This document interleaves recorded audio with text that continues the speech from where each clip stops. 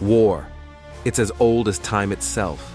But behind every legendary battle, every heroic victory, and every crushing defeat, there's something more. Something divine. These aren't your typical gods. These are the ones who revel in bloodshed. Their names are whispered in fear, their powers unmatched, and their fury unstoppable. But who are these gods of war? What secrets do their myths hold? This is no ordinary history lesson.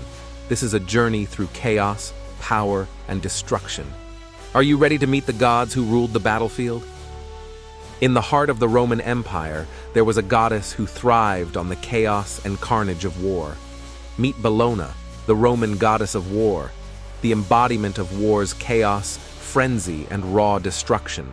She was often depicted as a fierce woman in full armor, wielding a spear, sword, or a torch to ignite the flames of conflict. Now you might be wondering, how does Bellona differ from Mars, the better-known Roman god of war? While Mars was the strategic commander of battle, Bellona was the raw, chaotic force of it. In fact, Bellona was often considered Mars' female counterpart, but with one key difference. She didn't just bring war, she lived it. While Mars strategized, Bellona reveled in the violence.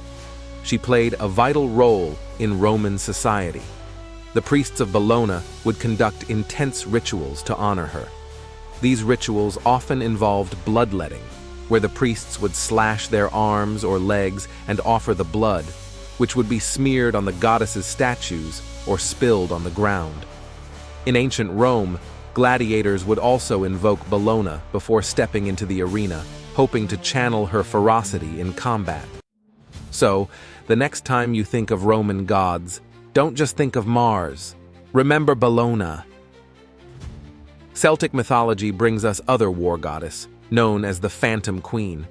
But unlike other war gods, Morrigan was a mysterious and shape-shifting deity, one who determined the fate of warriors and nations alike.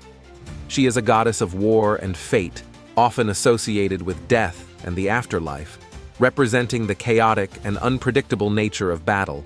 She's there to watch, to decide who lives and who dies.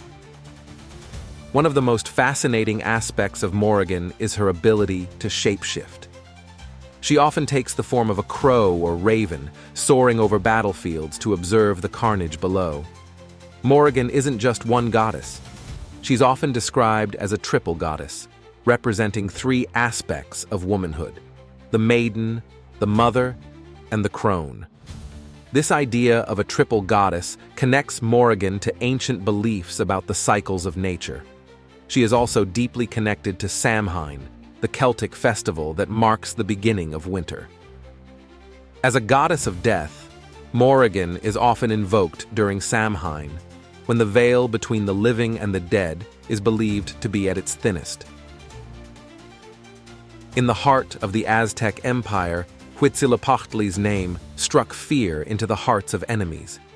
His name means hummingbird of the south, guiding the sun across the sky and ensured that the world would continue. In Aztec belief, the sun's daily journey was a battle, and only by offering human sacrifices could they keep Huitzilopochtli strong enough to fight off the darkness. The story of Huitzilopochtli's birth is nothing short of legendary. His mother, Coatlicue, angered her other children with this new divine pregnancy. So the moon goddess Coyolxauhqui and her 400 brothers plotted to kill their mother. At the moment of the attack, Huitzilopochtli was born, fully grown and fully armed. In a single moment, Huitzilopochtli defeated his siblings, flinging Coyolxauhqui's body into the sky, where her dismembered remains became the moon. According to legend, it was him who led the Aztec people to their promised land. After years of wandering through the desert, the god gave them a sign.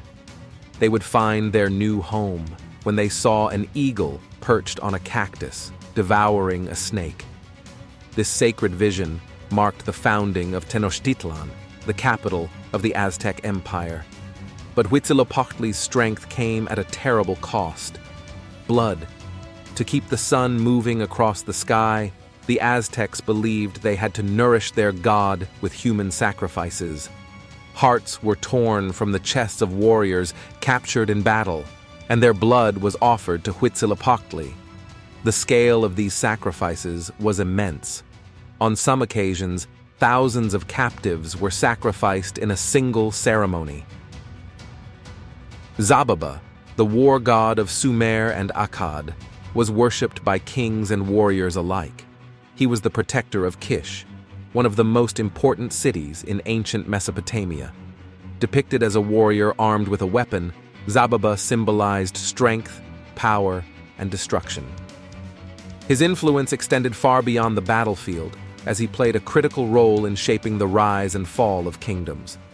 Before any major battle, kings and soldiers would offer prayers, weapons, and sacrifices at his temple in Kish, believing that only through Zababa's favor could they achieve victory. Some myths suggest that Inanna was Zababa's consort, linking love and war in a unique way. Together, they represented the duality of passion and violence. Zababa's symbol was the lion, a creature that perfectly captured his essence as a god of war. In many depictions, Zababa is shown accompanied by lions or even riding one into battle. Zababa, the forgotten god of war, may no longer be widely worshipped, but his influence shaped the rise of one of the world's greatest ancient civilizations. Hachiman, the god of war, stands as a protector of the Japanese people, their lands, and the samurai warriors who fought in his name. He is unique in that he represents not just the violence and destruction of battle. Originally considered the guardian of Japan, Hachiman is associated with agriculture, archery, and the divine spirit of the Japanese emperor. He is believed to be the deified spirit of Emperor Ojin, a semi-legendary figure from Japan's ancient past. According to legend, Ojin was born with divine power and later became enshrined as Hachiman after his death. This connection to an emperor made Hachiman one of Japan's most revered gods. While Hachiman is often associated with the weaponry of war, such as the bow, he is also symbolized by a dove, a bird often seen as a messenger of peace. This duality reflects Hachiman's role as both a war god and a bringer of peace. One of the most legendary stories involving Hachiman comes from the Mongol invasions of Japan in the 13th century. When the Mongol fleet attempted to invade, violent storms suddenly arose and destroyed the enemy ships. Many believed that Hachiman had intervened, sending the storms to protect Japan from foreign invasion. His shrines still stand as places of worship where both warriors and civilians pray for protection, courage, and peace. From the roaring battlefields of Mesopotamia to the sacred shrines of Japan, the gods of war stood as both destroyers and protectors. Yet, as much as these gods represent conflict, they also embody balance between war and peace, strength and compassion. The gods of war may no longer be worshipped, but their stories of power, resilience, and protection live on. Thank you for joining us on this journey. Don't forget to like, subscribe, and comment on which mythological figure you'd like to see next. Until then, may the gods be ever in your favor.